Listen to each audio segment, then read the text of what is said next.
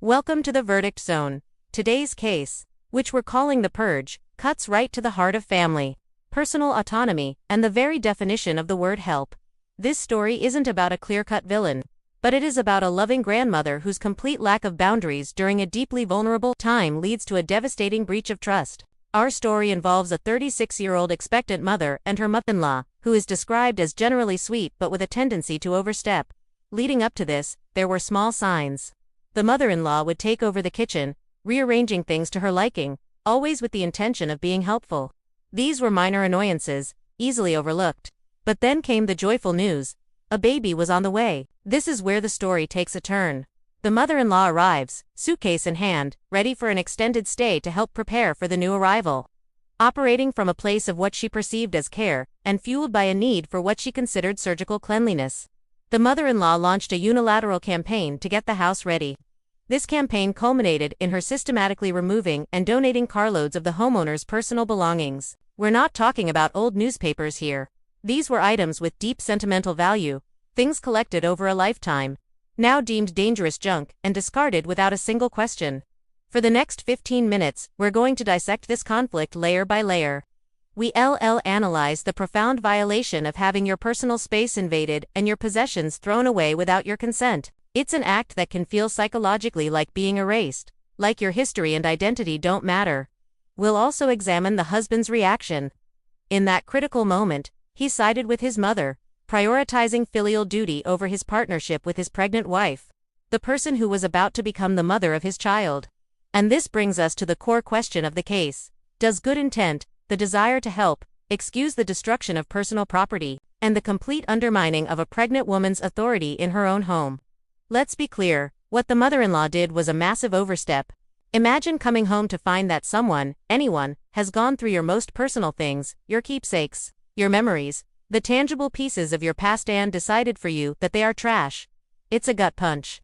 For the homeowner, these weren't just objects. They were parts of her story, a collection of unique trinkets from her travels, heirlooms passed down, mementos from significant life events.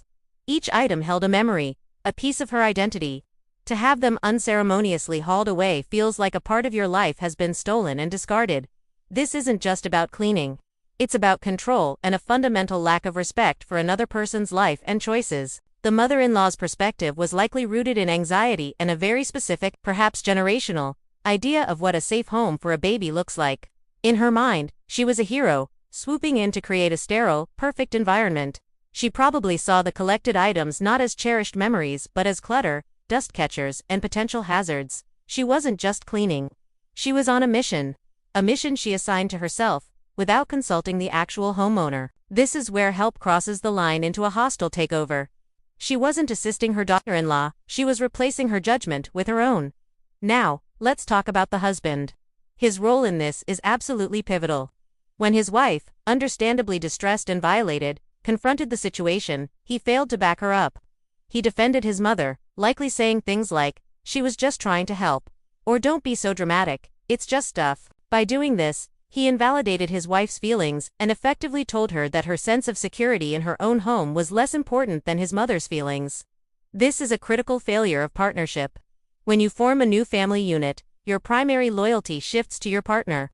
He should have been her staunchest defender, the one who stood between her and his overbearing mother, and said, "Mom, I appreciate your desire to help, but this is our home, and these are her things. You have to stop." His failure to do so created a deep crack in the foundation of their marriage, right at a time when they needed to be their strongest. We spoke with a psychologist who specializes in family dynamics, and she shed some light on what's happening here. She explained a concept called enmeshment, where family boundaries are so blurry that individuals lose their sense of autonomy. The mother-in-law sees no real separation between herself, her son, and her daughter-in-law. In her mind, they are all one unit under her guidance.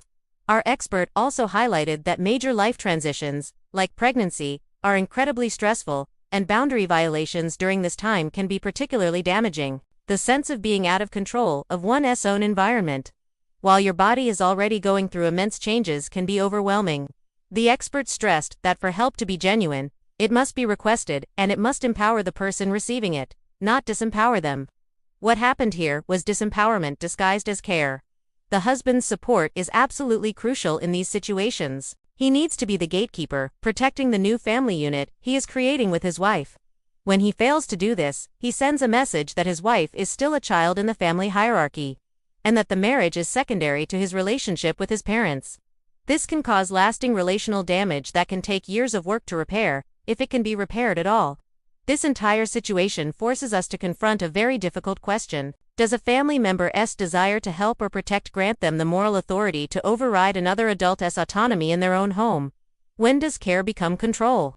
Is there any scenario where meaning well is a valid excuse for causing such profound hurt and violating someone's personal space so completely? We're not just talking about reorganizing a pantry. We're talking about the disposal of a person's history. So where do we draw the line? I believe the line is drawn at consent. Help, without consent, is not help. It is an assertion of power. It's saying, I know what's best for you more than you do. And in a relationship between adults, that is a deeply disrespectful and damaging position to take. The verdict here has to fall on the side of personal autonomy.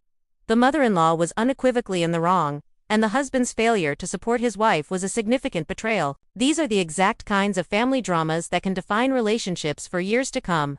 If you believe in the importance of healthy boundaries and want to learn how to navigate the complex loyalties within a family, then you need to be part of this community. Subscribe and hit that notification bell for the verdict zone. We provide the forum for judgments that balance both heart and principle. It's here that you can learn to set the boundaries that truly matter. Subscribe now.